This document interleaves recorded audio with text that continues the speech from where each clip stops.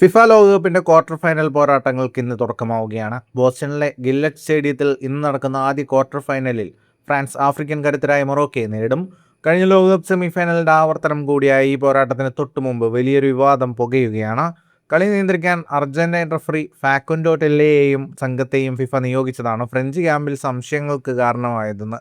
ഫ്രാൻസിന്റെയും മൊറോക്കോയുടെയും സാധ്യതകളെ ബാധിക്കുന്ന തരത്തിൽ അർജന്റൈൻ റഫറിമാർ പെരുമാറുമോ എന്ന ചോദ്യത്തിന് ഇപ്പോൾ ഫ്രഞ്ച് കോച്ച് ദിദിയർ ദശാംസ് തന്നെ നേരിട്ട് മറുപടി നൽകിയിരിക്കുകയാണ്.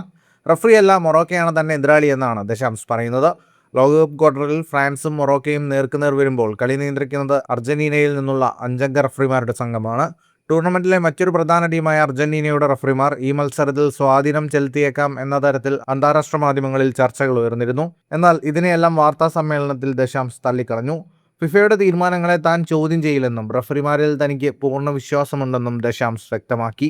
കഴിഞ്ഞ ദിവസം നടന്ന അർജന്റീന ഈജിപ്ത് പ്രീ ക്വാർട്ടർ മത്സരം നിയന്ത്രിച്ചത് ഫ്രാൻസിൽ നിന്നുള്ള റഫറി ഫ്രാൻസോ ലെറ്റക്സിയർ ആയിരുന്നു. ആ മത്സരത്തിൽ ഈജിപ്തിന്റെ ഗോൾ അനുവദിക്കാതിരുന്നതും അർജന്റീനയുടെ ഗോൾ നൽകിയതും വലിയ രീതിയിൽ വിമർശിക്കപ്പെട്ടിരുന്നു. മാധ്യമങ്ങൾ ഫ്രഞ്ച് റഫറിക്കെതിരെ തിരിഞ്ഞതും ദശാംസ് ചൂണ്ടിക്കാണിച്ചു. അന്ന് ലെറ്റക്സിയറും സംഘവും മികച്ച രീതിയിലാണ് കളി നിയന്ത്രിച്ചത്. അതുപോലെ ഇന്ന് ഫാക്കുൻഡോ ടെല്ലയും സംഘവും മികച്ച രീതിയിൽ തന്നെ കാര്യങ്ങൾ കൈകാര്യം ചെയ്യുമെന്ന് ഞാൻ പ്രതീക്ഷിക്കുന്നു.